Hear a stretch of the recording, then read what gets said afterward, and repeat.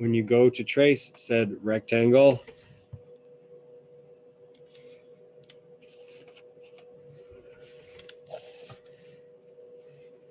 and you create a point to hover over the top, and you're going to drop it down, touch this to there, and then your next point is going to be over here. And you have an option when you create that next point. There's two different types of movements to do. You remember what they are? World and joint are linear and joint. There's an L and then there's a J. So obviously when you do your rectangle, all four of those points or those movements are going to be linear. If you don't, remember when I showed you joint and how it kind of moves the most efficiently, moves several joints at the same time. If you don't use linear, there's a chance it could drive the marker down into the table, or you might end up with something that looks kind of rounded like that. It's just going to do whatever it needs to get to the next point in the most efficient way. So when you do a circle point,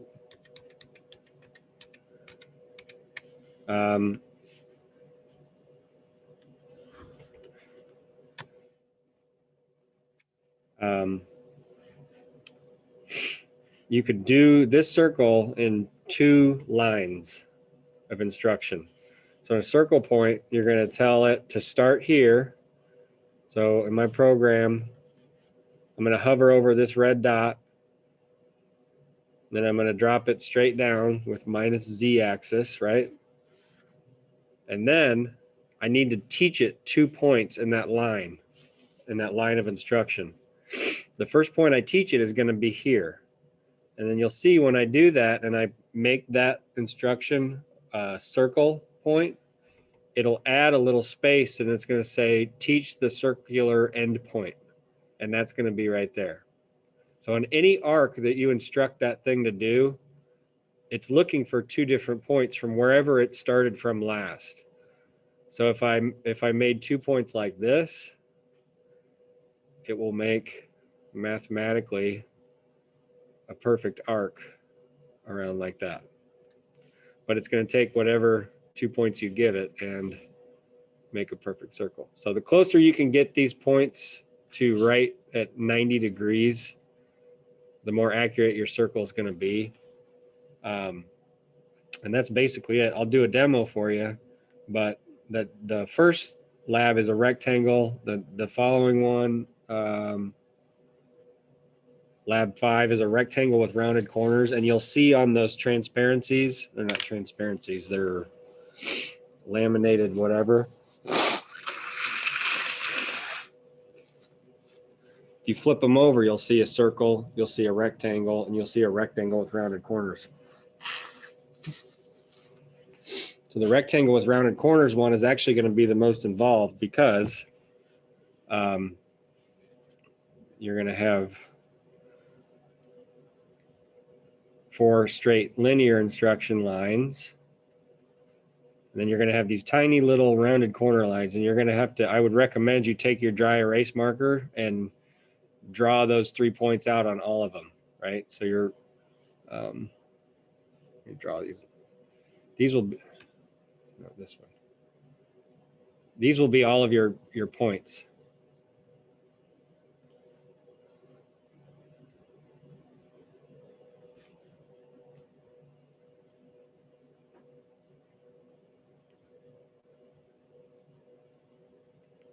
So you will have, once the marker touches the table, 12. Oh, that's not right. You'll have an approach point and then a circle point, which has two sets of coordinates. So approach, circle point, approach, circle point. So if we start up here to the top left corner, touch the marker down, this is the point. Your next point will be the approach in a linear, and then you'll jog it over to this point, and then those two will be one circle point instruction. And then linear approach, circle point, linear approach, circle point. Linear approach, circle point, and that's how you do a rectangle with rounded corners. So I'll do a quick demo of the circle point, just using a few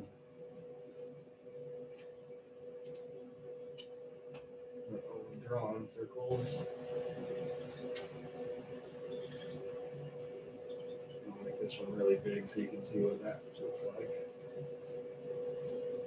It's just going to be kind of oblong, weird look shaped.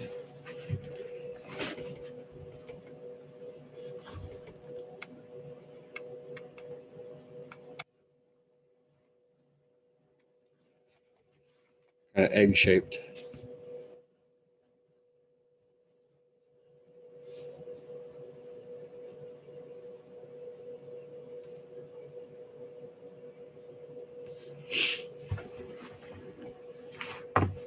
What do you want to call this program?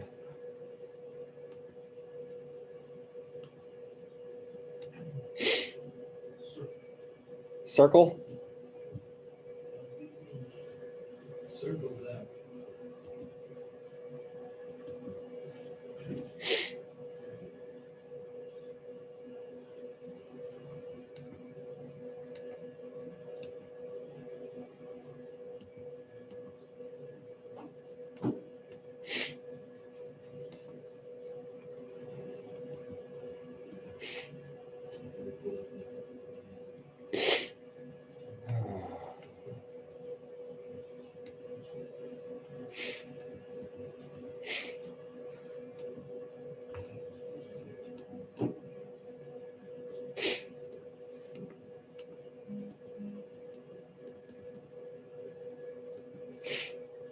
I'm just going to call it circle. Sir.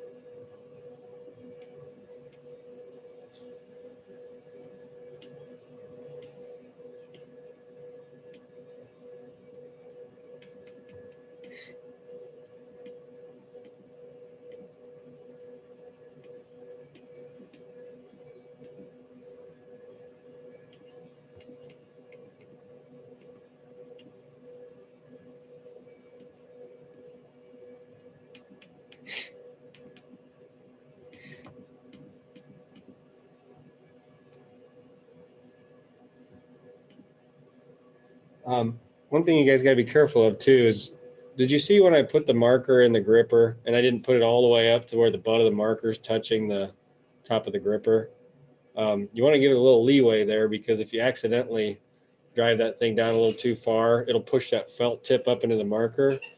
And you also got to be kind of consistent with where you touch the marker to the laminated piece of paper, because if you don't, and you, my next point, if I run it down into the table a little bit, it's going to push your felt tip in and then come back out, and it'll quit actually drawing on the paper. But you'll see what I mean as you mess around with it. All right, so I'm going to hover over.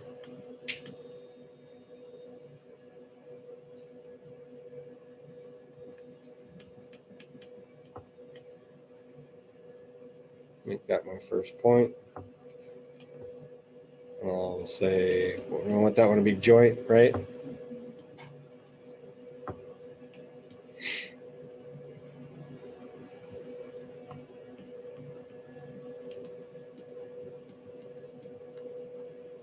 This will be point number 2, and I'll make that linear. All right.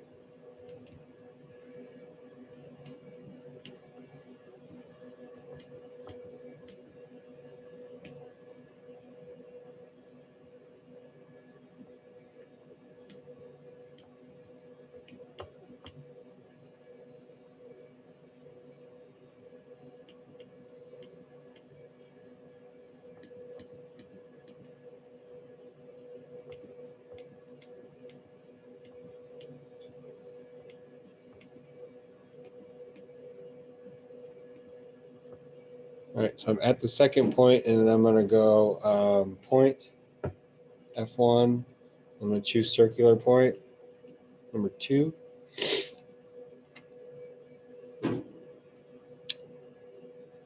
And you see that it created line number 3 is the point that it's at right now, right? And it created a secondary line that's under instruction number 3 that's blank. And it needs you to fill that in now. So if you hover over to that little area, it's going to say, teach the circular end position. All that means is it's telling you that it doesn't have enough information to complete that move yet. So this is a part that a lot of people tend to forget. I'm going to go to said circular end position, touch it down ever so slightly, and then I'm going to hit Shift, touch up, and it's done. Did you catch that? Shift, touch up. Okay, so now that I've got that point, I move on to the next first half of the circle point.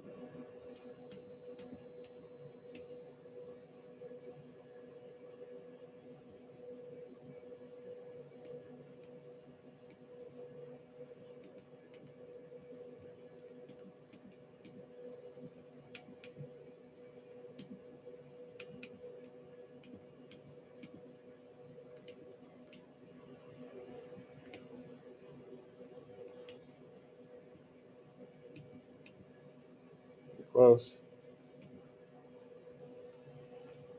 So this one will be my next circular point. F1, circle point, teach the circular end position.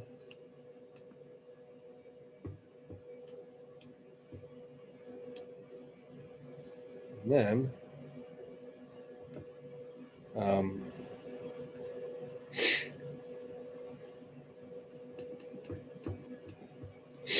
I'm going to go to this number 2, point number 2, because that would be the start of the whole shape, right?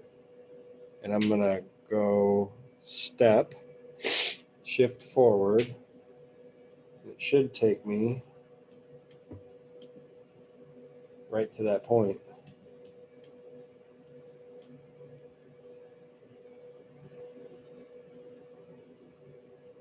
There it is. So that was just a little quicker than copying and pasting. All right, so now I'm going to go down to the second part of line 4, instruction 4, and then hit Shift, touch up, and it'll fill those coordinates in. So the marker is at position number 2, and it's also at position number 6 because that's the beginning and end of the weird shaped circle. So I'm going to go up to this one. This is the hover point, shift forward. Yes.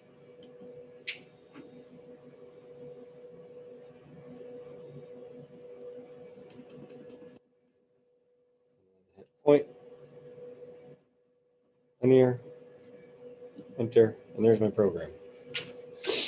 I'm going to jog this thing somewhere else.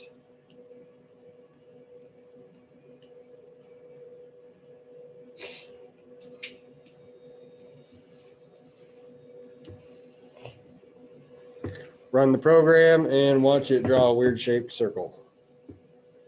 I'm going to go down to 20%. Shift forward. Yes, I don't care. Wait a minute. Line 1, enter, shift forward. Yes.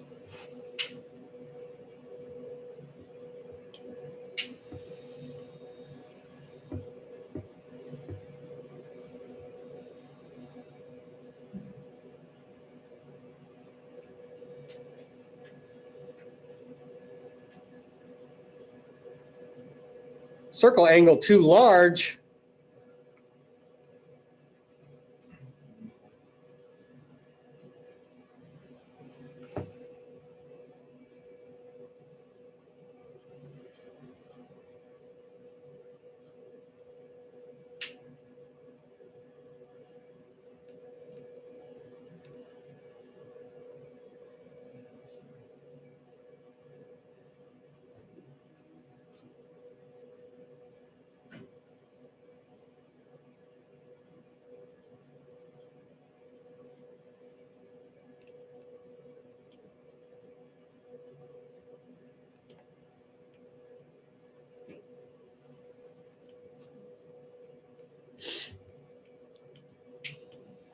Not sure why that is. I'm going to try.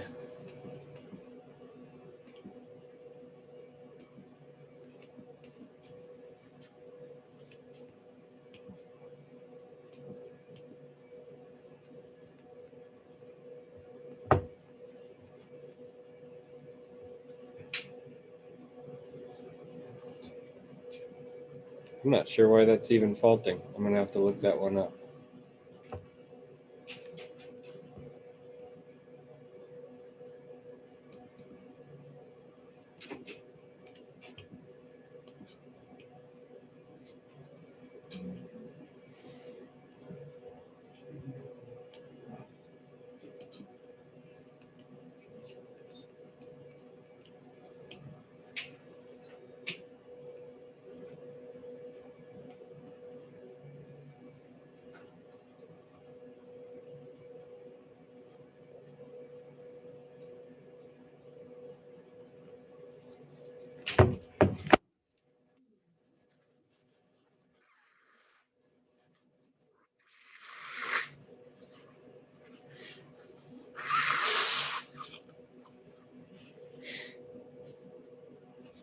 All right.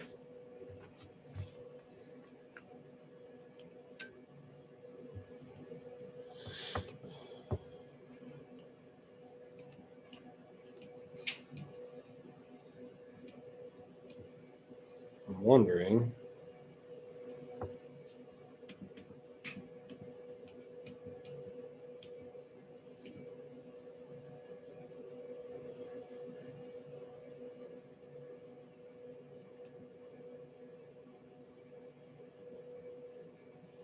if the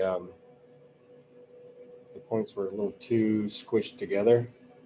So I'm going to try to make a less severe arc with this and see if it behaves right. Otherwise, you might have an issue with this robot.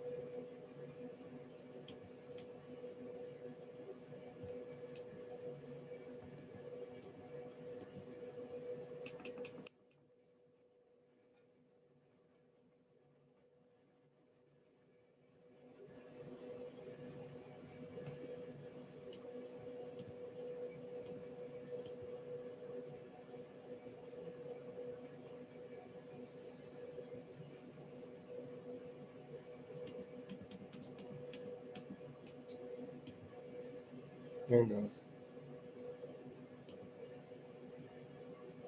All right, so that was the mistake that I made. I don't know what that angle is. I'll have to look it up, but it doesn't really matter unless we're using our eyeballs anyway. But what that thing told me was that if our corners are too sharp on our circle, it's not going to be able to make the point. So keep that in mind also. What I showed you, this little red guy over here, it will not do. I don't know what the angle is, but if this curve is too severe, it won't make the arc. So this is not going to work, but that'll work. If you run into that error when you're trying to make the little bitty rounded corners, because I feel like I've seen that before on students' labs, like for this circle, if it's saying that the angle is too steep, it might be because you recorded it here and here. I don't think you'll run into that issue. I made that circle pretty severely squishy. So you follow what I'm saying? Mm-hmm. All right. Anyway, that's the circle point. Think you got enough to work on that? Mm-hmm. A couple other labs for you guys to catch up on before that one too. So Any other questions? Good.